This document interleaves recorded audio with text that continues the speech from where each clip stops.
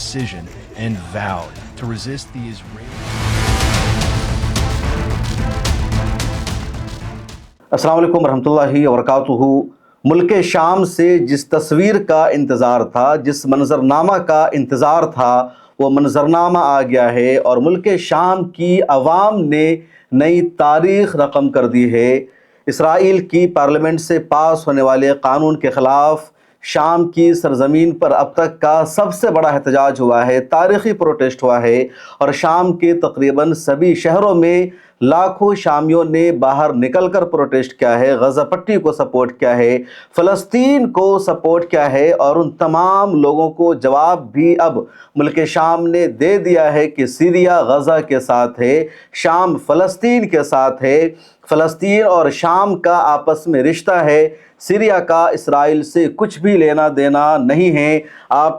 Screen پر videos دیکھ سکتے ہیں، تصویریں دیکھ سکتے ہیں، ویژول دیکھ سکتے ہیں، لمبی لمبی ریلی نکلی ہے، لمبا لمبا احتجاج ہوا ہے، مختلف شہروں کی تصویریں سامنے آئی ہے،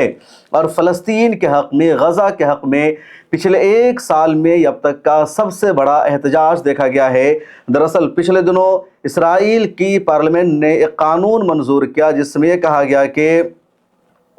اسرائیل میں جو بھی فلسطینی قیدی ہے اور جس پر الزام ہوگا کسی اسرائیلی شہری پر حملہ کرنے کا یا کہیں پر اٹیک کرنے کا، تو ان کو موت کی سزا دی جائے گی، تختے دار پر لٹکایا جائے گا۔ اس کے علاوہ اس کو عمر قید کی یا کچھ سالوں تک قید میں زندگی گزارنے کی، جیل میں رہنے کی سزا نہیں دی جائے گی۔ اس کے خلاف پوری دنیا میں احتجاج جاری ہے، دنیا کے مختلف شہروں میں احتجاج ہوا ہے، جیسے جرمنی کی راجدھانی برلن میں احتجاج ہوا ہے، انگلینڈ میں احتجاج ہوا ہے، اسی طرح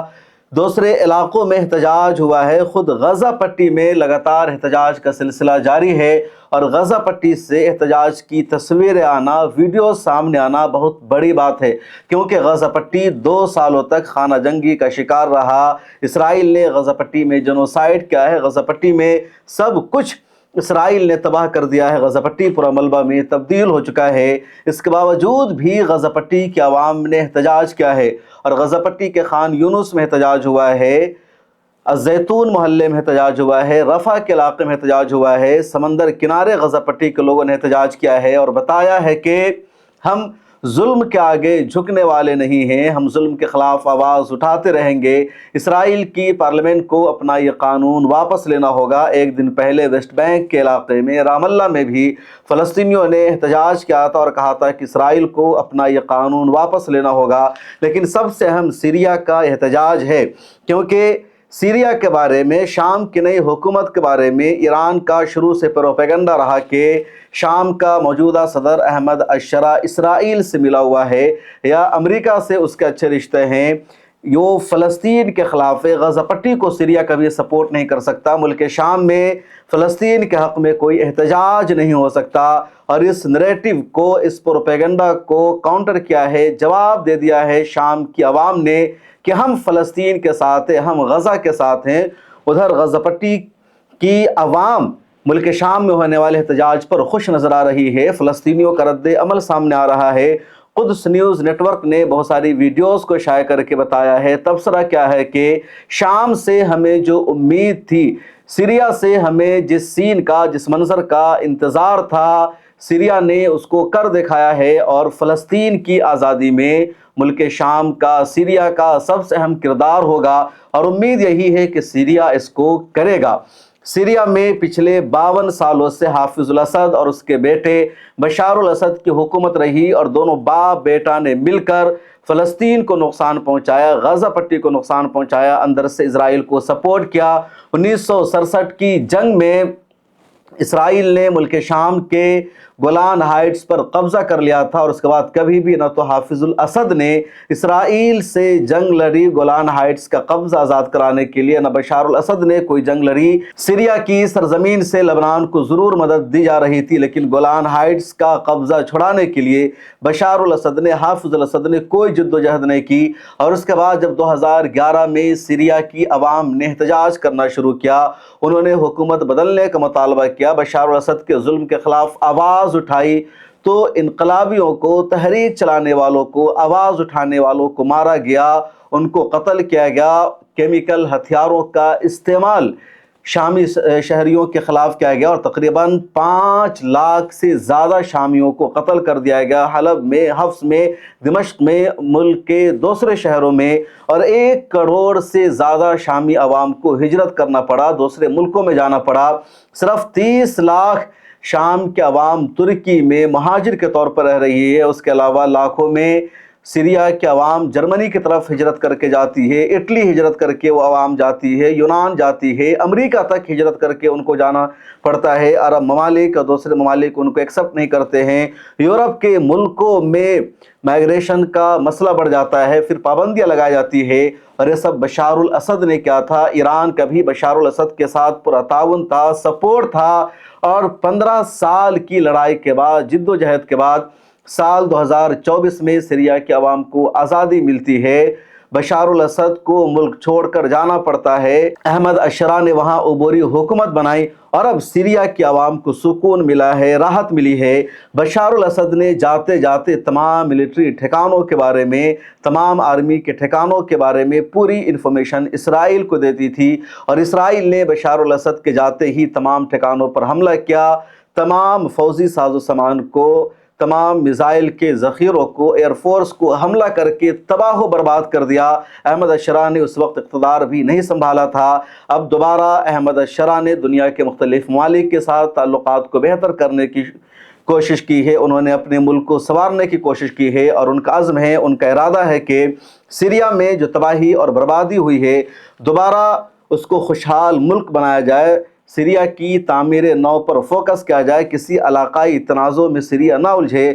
کیونکہ سیریا ہی سب سے زیادہ فلسطین کی آزادی میں اہم کردار نبھا سکتا ہے۔ سیریا کی سرحد اسرائیل سے ملی ہوئی ہے، اور سیریا سے بہت زیادہ امیدیں ہیں، لیکن اس کے لیے ضروری ہوگا کہ پہلے سیریا خود مضبوط بنے، سیریا کے پاس ہتھیار ہو، سیریا کے پاس عسکری اور جنگی طاقت ہو۔ لیکن بشار الاسد کے دور میں اسرائیل نے پوری طاقت کو ختم کر دیا، ادھر گولان ہائٹس پر پہلے سے اسرائیل کا قبضہ ہے۔ اب جا کر سیریا کی عوام نے اہل غزہ کے لیے، اہل فلسطین کے لیے باضابطہ احتجاج کرنا شروع کر دیا ہے، سڑکوں پر اترنا شروع کر دیا ہے۔ اور جب احمد الشرا کی حکومت آئی تھی سیریا میں، بشار الاسد کے ظلم کا خاتمہ ہوا تھا، تو اس وقت بھی فلسطینیوں نے، حماس نے جشن منایا تھا، انہوں نے تعریف کی تھی اور کہا تھا کہ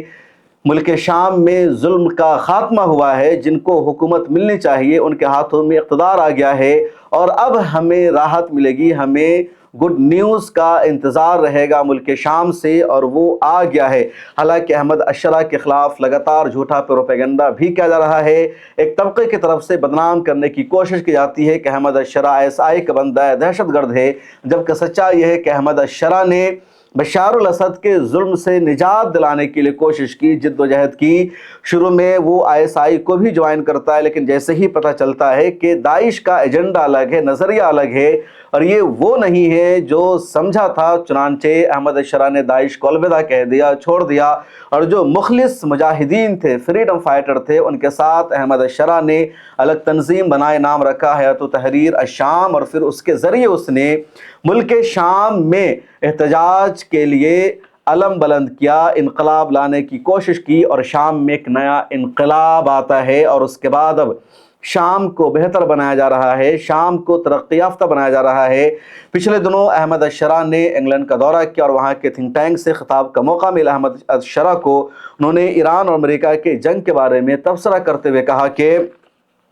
سیریا اس جنگ کا حصہ نہیں بننا چاہتا ہے، ایران نے دمشق پر، سیریا پر بہت زیادہ ظلم کیا ہے، اتیاچار کیا ہے، ہمارے لوگوں کا جنوسائیڈ ہوا ہے، قتل عام ہوا ہے، لیکن اس کے باوجود سیریا اس جنگ میں ایران کے خلاف نہیں ہے، سیریا ایران کے دشمنوں کے ساتھ نہیں ہے، اور سیریا پر کوئی حملہ نہیں ہوا ہے، اس لیے سیریا اس جنگ کا حصہ نہیں بنے گا۔ پچھلے 15 سالوں سے ہم جنگ کا شکار رہے ہیں، اس لیے اب ہمارا فوکس ہے ملک کی تعمیر پر، ملک کی ترقی پر، کسی اور تنازع میں ہم الجھنا نہیں چاہ رہے ہیں۔ سیریا کا دمشق ہو یا طفس ہو، درہ ہو، حلب ہو، حفص ہو، ان تمام علاقوں میں وہاں کے لوگوں نے احتجاج کیا ہے، فلسطین کے لیے دعا کا اہتمام کیا ہے، دنیا کے دوسرے شہروں میں احتجاج ہوا ہے، خود اسرائیل کی پارلیمنٹ سے پاس ہونے والے قانون کے خلاف بھارت میں بھی کئی رہنماؤں نے اس کے خلاف آواز اٹھائی ہے، جیسے سنجے سنگھ ہے، راجیہ سبھا MP ہے۔ اسرائیل کی پارلیمنٹ میں فلسطینیوں کے خلاف قانون پاس کرنے کے بعد جشن منایا جا رہا ہے اور ہماری سرکار ایسے ہی دیش کو سپورٹ کرتی ہے۔ شرم آنی چاہیے دیش کے پرائم منسٹر نریندر مودی کو۔ دراصل اسرائیل کی پارلیمنٹ نے جب یہ قانون پاس کر لیا کہ ہر فلسطینی جو اسرائیل میں قید کی سزا کاٹ رہا ہے، جیل میں بند ہے، اس کو موت کی پھانسی کی سزا دی جائے گی، اور اس فیصلے کے منظور ہو جانے کے بعد اسرائیل کے منسٹرز نے، اراکین پارلیمنٹ نے شراب پیتے ہوئے جشن منایا، اس کی ویڈیو کو شیئر کیا، میڈیا میں اسے نشر کیا گیا۔ اس ویڈیو کو شیئر کرتے ہوئے سنجے سنگھ نے کہا کہ شرم آنی چاہیے ہماری حکومت کو کہ جو لوگ بچوں کا جنوسائیڈ کرتے ہیں، قتل کرتے ہیں اور اس پر جشن منا رہے ہیں، ہماری حکومت ایسے ملک کے ساتھ دوستی نبھا رہی ہے۔ کانگریس کی national spoke person Supriya sonnet نے بھی اس ویڈیو کو ٹویٹ کر کے نریندر مودی کی بھارت سرکار کی فورن پالیسی کی شدید مذمت کی اور کہا کہ بچوں کے قتل عام پر جشن منانے والوں کے ساتھ ہمارا دیش کیوں کھڑا ہوا ہے۔ دنیا بھر کے لوگوں نے بھی احتجاج کیا ہے، 8 مسلم دیشوں نے بھی اس کے خلاف احتجاج کیا ہے۔ سعودی عرب، ترکی، پاکستان، قطر، انڈونیشیا، متحدہ عرب امارات اور مصر جیسے ممالک نے ایک مشترکہ اسٹیٹمنٹ جاری کر کے اس قانون کی مذمت کی ہے اور مطالبہ کیا ہے یونائٹڈ نیشن سے کہ فوری طور پر مداخلت کرے اور اسرائیل کی پارلیمنٹ کو اس قانون کو واپس لینے پر مجبور کرے، کیونکہ اسرائیل کی پارلیمنٹ کا یہ جو قانون ہے یہ